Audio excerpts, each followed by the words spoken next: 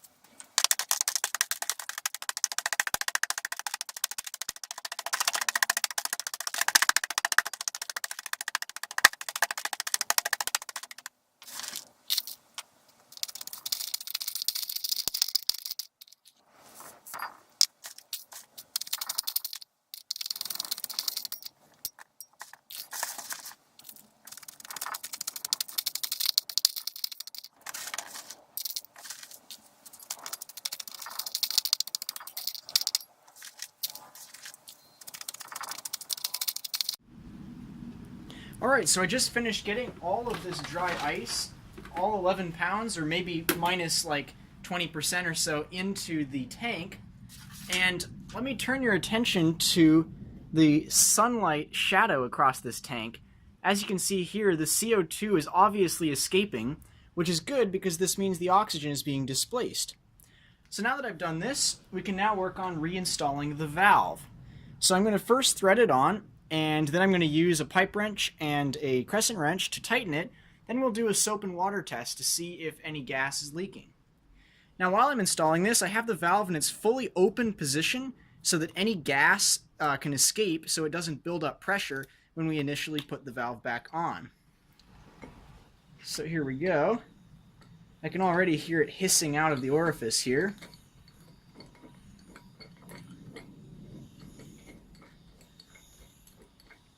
So we'll seat the valve up, and I'll get it just hand tight initially. Now I'm going to close the valve. So now structurally the valve is in place and it can begin building pressure. It may leak slightly around this, so we're going to have to now actually seal it on properly.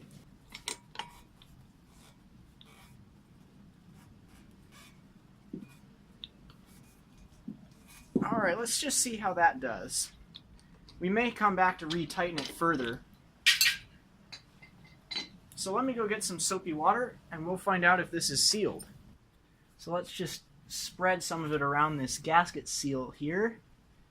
And what we're looking for are the formation of larger bubbles, or really bubbles of any kind. So I'll rotate the tank here so you can see.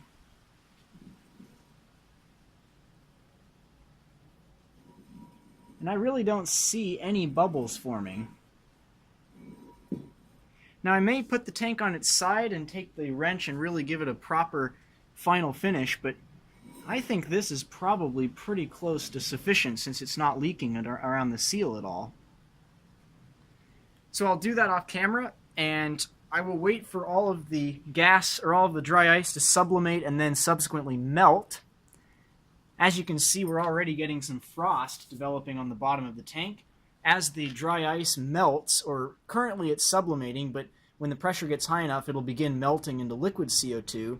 And in that process, it absorbs heat from the ambient conditions, and that causes, or the ambient area, and that causes the tank to get cold and form condensation. So as you can see here, there's a fair bit of frost on the outside of the tank. But what's kind of interesting is, although the liquid level is most likely quite low in the tank, there's a linear gradient of temperature along the length of the aluminum, because the aluminum is a fairly good thermal conductor. As you get farther away from the cold liquid, the temperature average increases.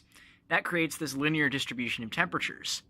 An interesting observation about that is that you can see right where the freezing temperature of water is. Above this, it's greater than 0 degrees Celsius, and below this point, the aluminum surface temperature is less than 0 degrees Celsius. And that's why you see this distinction between levels. Alright, so I've let the tank sit and equilibrate for about a day, and as you can see on this gauge here, the pressure in the tank is right around 750 psi. Now it's a little bit colder out today, so that's probably why it's less than 860. It is also possible we maybe just haven't put in quite enough gas to get it all the way to its liquid state, but that's certainly the pressure that you would expect to see given the amount of CO2 we put in, being around 10 or so pounds. So yeah, I would call that a general success in terms of making gas.